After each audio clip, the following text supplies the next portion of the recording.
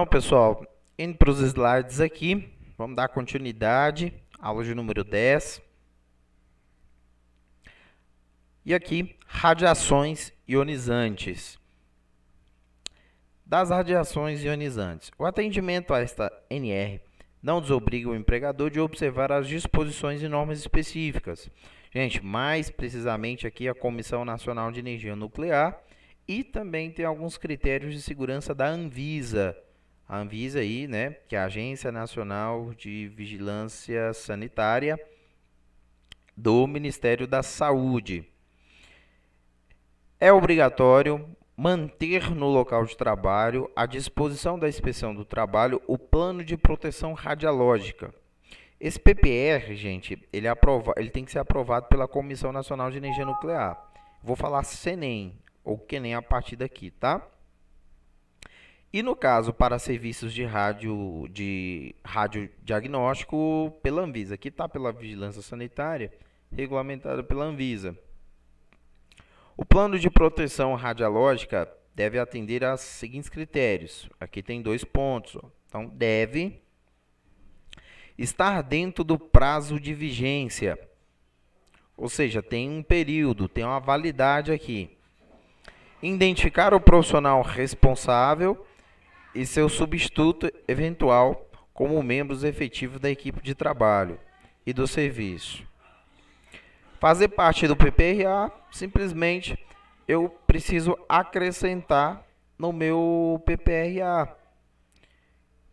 Ser considerado na elaboração também do Programa de Controle Médico e Saúde Ocupacional, gente. Ou seja, para a realização da relação dos exames admissionais, periódicos, retorno ao trabalho ou demissionais, os critérios de segurança descritos no PPR, obviamente, eles devem também estar relacionados com o nosso programa de medicina do trabalho. Isso também tem que ser apresentado e tem que ser discutido na CIPA, obviamente, quando existente, uma vez dimensionado lá na NR5 e for necessário existir. Aí na ata da reunião, toda reunião ordinária da CIPAMIN é elaborada uma ata, e aí o material, a cópia, né, desses procedimentos tem que ser anexada junto a essa ata. O trabalhador, gente, que realize ou realiza atividades em áreas com fonte de radiação ionizante deve, 2 pontos, permanecer nessas áreas o menor tempo possível para a realização do procedimento. Resumindo, quanto menor o tempo de exposição, melhor, gente. É isso que a norma está querendo dizer. Eu só vou me expor realmente quando for necessário. E quando for necessário, vai ter a instalação de EPCs e também a instalação de EPIs. Ter conhecimento sobre o risco radiológico associado ao seu trabalho. Se ele está trabalhando ali com radiação, um elemento radioativo que gera uma radiação alfa, beta, gama, qual é a distância de segurança, quais são os EPCs que permite ali o controle, né? Se dá para enclausurar ali o seu setor de trabalho, qual que é a frequência da radiação. Radiações, gente, são energias eletromagnéticas. Então, qual que é a frequência dessa radiação? Qual que é o tempo que eu posso ficar exposto? O trabalhador também deve ter uma capacitação inicial e contínua. Resumindo, tem que ter um treinamento inicial para trabalhar com elementos radioativos ou locais que tenha fontes radioativas e também tem que ter reciclagem. Tem que utilizar EPIs adequados, de forma a minimizar os riscos. Não é possível eliminar, vamos minimizar. Então, um exemplo de ilustrações aqui, ó, de EPIs que se utiliza, ou vestimentas de proteção, é essa vestimenta aqui que ela é toda de chumbo. Quem aí já tirou, exemplo, uma radiografia da arcada dentária, né? Quem já teve essa necessidade, com certeza colocou toda essa vestimenta aqui, ó. Por quê? Porque você fica exposto ou exposta à radiação ionizante. Tem aqui, exemplo, o protetor facial aqui contra a radiação, não é qualquer um. Tem o óculos também, e aí tem especificações, tem algumas especificações, né, da utilização desse óculos. Isso aqui é luva, tá, gente? Luva mesmo de proteção contra a radiação. Isso aqui vem no pescoço. É muito similar a um colar cervical. interessante pra caramba. Aqui são modelos de aventais, que é esse avental aqui que está sendo utilizado. Esse aqui não necessariamente vai no trabalhador, em quem está ali realizando o trabalho. Isso aqui a gente vê no atendimento aos pacientes, a utilização, tratamento aqui mesmo de pacientes diagnosticados com câncer, que vai fazer radioterapia, é uma proteção também utilizada aqui, ó.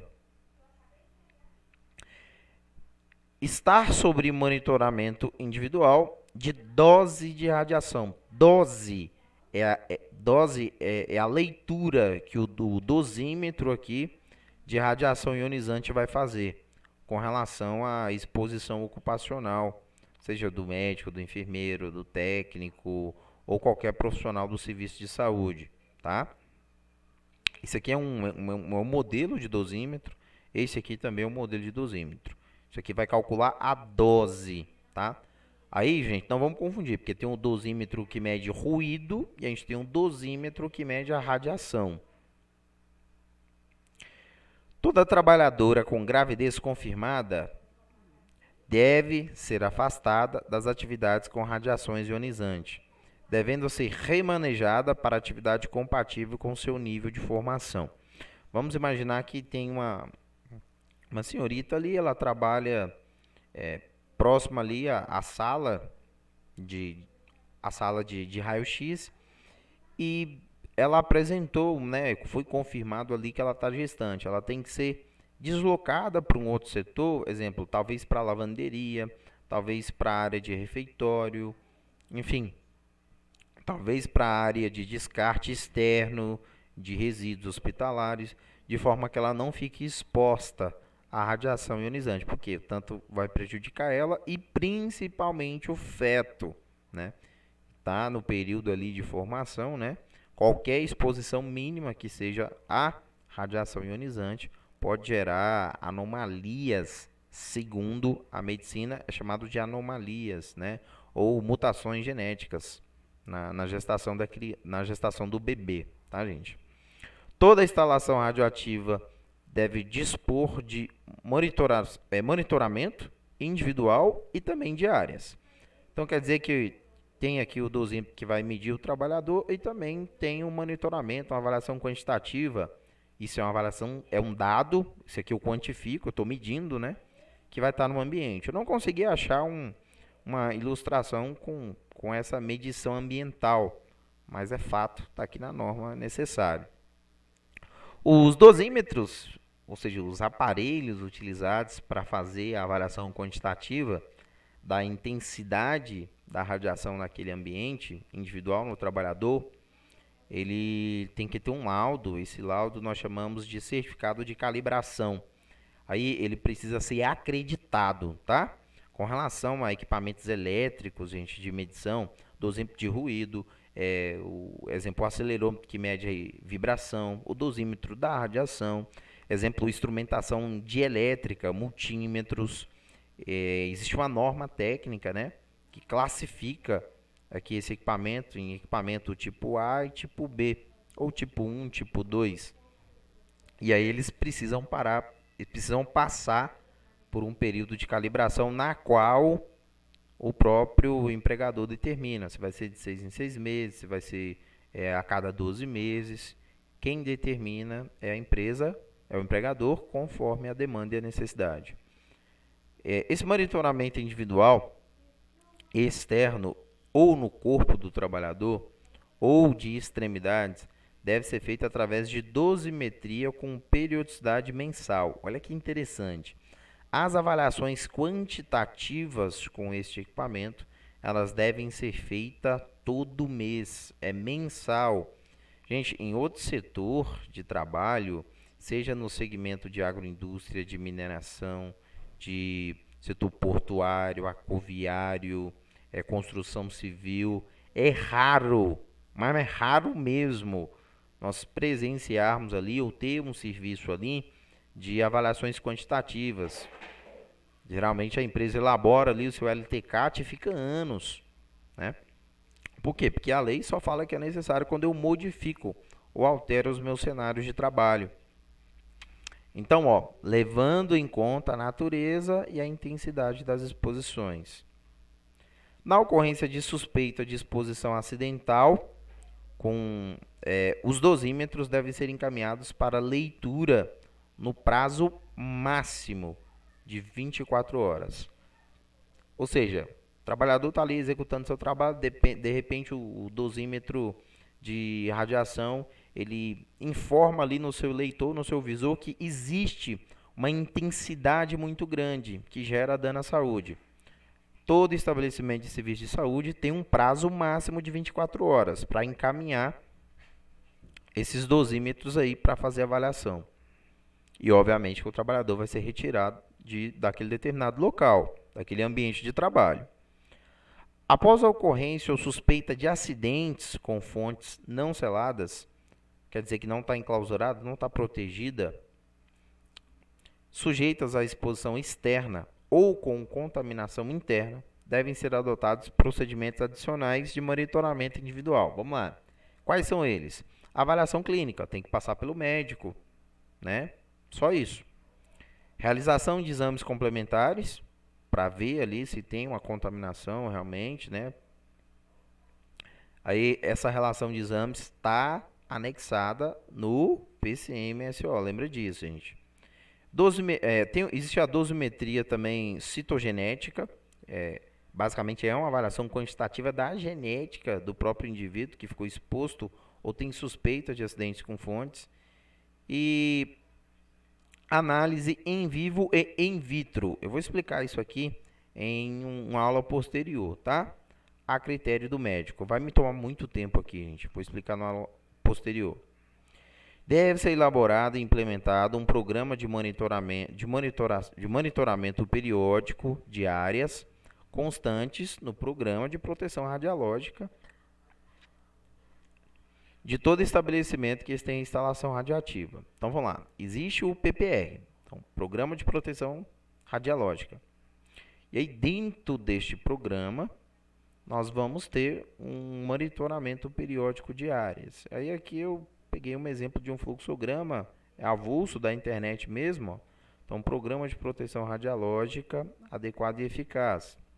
Aí tem controle da radiação laboral, controle da radiação no público. Aí a radiação laboral ela é feita no indivíduo e na organização e no setor da gerência. Aqui da mesma forma. Agora, aqui nós temos as instalações, equipamentos e procedimentos de segurança. Instalações, equipamentos e procedimentos de segurança. Muito simples. Cada trabalhador da instalação radiativa deve ter um registro individual atualizado, o qual deve ser conservado por um período de 30 anos após o término de sua ocupação, contendo as seguintes informações. Gente, vamos lá. Na regra da NR7, tem esse mesmo prontuário, tá? Então, resumindo, é o prontuário do Programa de Controle Médico e Saúde Ocupacional. Ele fica registrado no estabelecimento por um período mínimo de 30 anos, tá? O que vai ter nesse prontuário aqui do trabalhador? Nome, o registro dele, o CPF, que é o Cadastro Pessoal Físico, endereço e nível de instrução. Segundo dado, data da admissão e data de saída de emprego. Então, a data que ele foi fichado e a data que ele foi despedido ou pediu para sair da empresa. Nome e endereço do responsável pela proteção radiológica de cada período de trabalho. Vamos lá. Isso aqui, gente, mais precisamente vai ser os médicos, tá? O médico que está fazendo a gestão naquele ano do PPR. Funções associadas às fontes de radiação, com suas respectivas áreas, contendo, vamos lá, riscos radiológicos, a que está ou esteve exposto, data de início e término da atividade, horários, períodos de ocupação, e aqui, tipos de dosímetros individuais. É o modelo do dosímetro que eu estou utilizando. Registro de dose, das doses mensais, eu já falei, né, que nesse caso precisa ser mensal, e também anual, por um período aí de 12 meses consecutivos, né? Ou seja, é anual. E isso deve constar no relatório, mais precisamente no LTCAT, que é um assunto para a gente discutir durante todo o curso. Capacitação, os treinamentos realizados, né? Estimativa de incorporações, relatórios sobre a exposição de emergência e também de acidentes, exposições ocupacionais anteriores à fonte de radiação. Gente, é muito dado que vai no prontuário, tá? E esse registro individual do trabalhador deve ser mantido no local de trabalho e à disposição da inspeção de trabalho, ou seja, à disposição de uma auditoria por parte de um auditor fiscal. Esse prontuário clínico individual, na verdade, desculpa, aqui está falando do prontuário do Programa de Controle Médico e Saúde Ocupacional, que é previsto na NR7, né? Ele tem que ser mantido atualizado e ser conservado por 30 anos após o término da sua ocupação. Esse texto nem precisaria estar aqui, né? Porque já foi abordado o prontuário aqui, né, gente? Eu estou lendo os critérios do prontuário. Aqui fala que cada trabalhador que realiza atividade de instalação radiativa tem que ter um prontuário individual, correto? A NR7, independente se é empresa com utilização de fontes radioativas ou não, ela já cobra esse prontuário e é o período dos 30 anos. Toda instalação radioativa deve ter serviço de proteção radiológica. Esse serviço de proteção radiológica deve estar localizado no mesmo ambiente da instalação radioativa. Imaginamos que a gente tem uma edificação, um hospital, um serviço de saúde, e aí de repente o setor da radiologia fica no terceiro andar. Então, o serviço de proteção radiológica tem que estar também ali no terceiro andar e próximo àquele setor. O médico coordenador do nosso programa de controle médico e saúde ocupacional ou encarregado. Então, nós temos dois médicos lá, né? Um que é o encarregado de exames e o outro que é o médico que coordena esse programa de medicina. Ambos, gente, devem estar familiarizados com procedimentos relativos à radiação, devem ter conhecimento, devem ter aqui proeficiência, né? Para coordenar esse tipo de situação, porque o médico ele tem especialização em medicina do trabalho, mas ele precisa, exemplo, estar familiarizado com o efeito que um elemento radioativo ele pode gerar aí no corpo do colaborador. As áreas de instalação radioativa devem ser classificadas e ter controle de acesso definido pelo responsável da proteção radiológica. Resumindo, gente, vai ter lá uma porta, né, naquele setor. Lá vai estar, por exemplo, vai ter essa placa, área contaminada, e a entrada restrita somente a profissional autorizado. E aí, nós, TSTs, vamos estar envolvidos para saber qual função poderá acessar o local, qual função não poderá acessar o local. As áreas de instalação radioativa devem estar devidamente sinalizadas em conformidade com a legislação em vigor, com relação aos seguintes aspectos: utilização do símbolo internacional de radiação, que é esse símbolo aqui. As fontes presentes nessas áreas e seus rejeitos devem ter suas embalagens, recipientes ou blindagens identificadas com relação ao tipo de elemento radioativo. Aqui eu coloquei um exemplo da fonte, né? E aqui das barreiras. Aqui eu tenho uma chapa mais grossa de chumbo ou de concreto, que é uma chapa de metal. E aqui é um pedaço fino de metal, papel ou tecido, né? Os valores das taxas de dose, ou seja, o valor da medição aqui do dosímetro e a data, né? No ponto onde eu fiz aquela determinada medição, eles devem estar próximos às fontes de radiação, nos locais de permanência e de trânsito de trabalhadores, conforme determina o PPR.